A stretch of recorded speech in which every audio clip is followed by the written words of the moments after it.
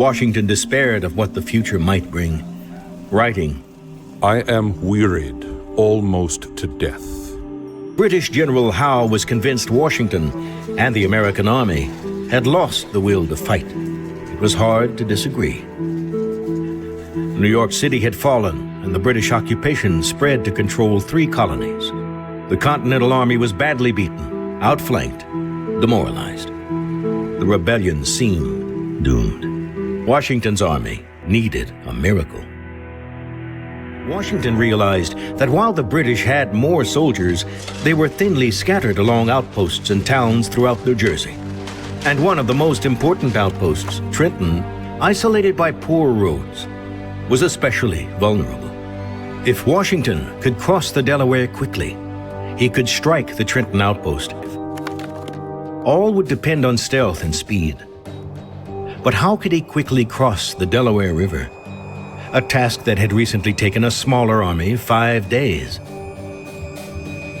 And time was not on Washington's side. By late December, most of his soldiers' enlistments would end. His army would disappear. By perseverance and fortitude, we have the prospect of a glorious issue.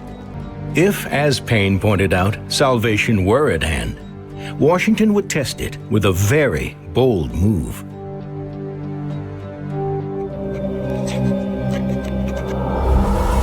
Washington's plan is risky. On Christmas night, in the dead of winter, his army would cross the Delaware River at 3 points. Washington, with 2,400 soldiers and much of the artillery, would march to Trenton for the main attack. But this grand design began to unravel almost as soon as it started. Huge chunks of ice made the Delaware almost impassable. Both failed to cross the river.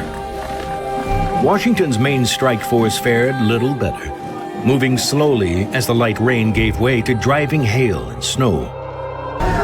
2,400 men, as well as horses, and 18 pieces of field artillery, each gun weighing around 2,000 pounds, needed to be ferried across the icy river. Washington himself crossed first and watched the rest of his army struggle to follow. With his entire army at risk, should he turn back? As I was certain there was no making a retreat without being discovered and harassed on repassing the river, I determined to push on at all events. With the icy river behind them, turning back was not an option.